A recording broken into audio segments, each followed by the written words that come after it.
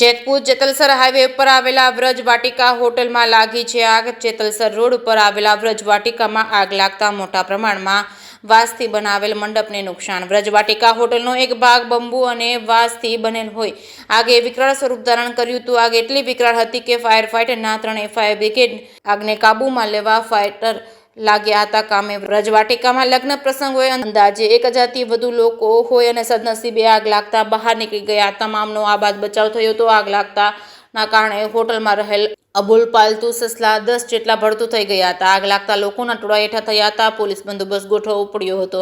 Short સર્કિટના કારણે આગ લાગી હોવાનું પ્રાથમિક અનુમાન। આગ લાગવાના કારણે હોટલ સંચાલકને લાખોનું નુકસાન। જેકે સિંગુદાતી સાથે રાકેશ પીઠડિયા, જેતપુર। આગનો બનાવ બન્યો છે, કઈ રીતે બનાવ બન્યો? આમાં આજે 6 વાગ્યાની આસપાસ અહીંયા એક લગ્ન હતા, એક દીકરીના કંકુ પગલા હતા। કાકા વ્રજવાટિકા રિસોર્ટ બહુ સારો છે અને હોસ્પિટાલિટી મેનર સારી છે, એટલે અહીંયા બહારના બહુ આવે છે લગ્ન માટે।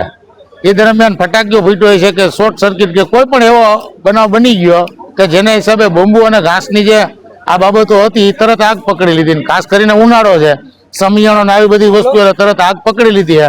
પણ કુદરતની મહેરબાની છે કે 2000 જેટલા માણસો અંદર રહી છે, મહેમાનો, પણ એ કોઈને કાંઈ જાનહાની થઈ હોય કે કોઈ દાજી ગયું કે એવું કઈ બનાવ નથી બન્યો। અને જેતું અત્યારે શું સ્થિતિ? અત્યારે બધું કંટ્રોલમાં છે આગ, પણ જે વાંસ અને બંબુથી બનાવેલું જે આખું ફર્નિચર અને બધું હતું એ પૂરું થઈ ગયું, નાશ પામ્યો ટોટલ। કેટલું અંદાજે નુકસાન? હવે નુકસાન તો મારી દ્રષ્ટિએ 40-50 લાખનું નુકસાન થઈ જાય, અને હજી એનો ચોક્કસ આંકડો તો જાણવા મળે તો ખબર પડે, પણ 40-50 લાખ ઉપર નુકસાન પાકું। શરમણભાઈ મોરી। શરમણભાઈ, એક આગનો બનાવ બન્યો છે, કઈ રીતે આગનો બનાવ બન્યો અને હાલ અત્યારે તમારા દ્વારા શું પ્રોબ્લેમ? આગ લાગતા ઓફિસે ફોન આવતા ત્યાંથી 3 ગાડી ફાયર ફાઈટર જેતપુર નગરપાલિકાના રવાના કરેલ હોય અને આગ ઉપર અત્યારે હાલ સંપૂર્ણપણે કાબુ કરેલ છે। આગ કઈ રીતે લાગી હશે એ હજી કારણ જાણવા મળેલ નથી। હાલ અત્યારે શું પરિસ્થિતિ? અત્યારના કંટ્રોલમાં છે આગ। કેટલા ફાયર ફાઈટરો દ્વારા છે તે મહેનત કરવામાં આવી છે આગ બુઝાવવા?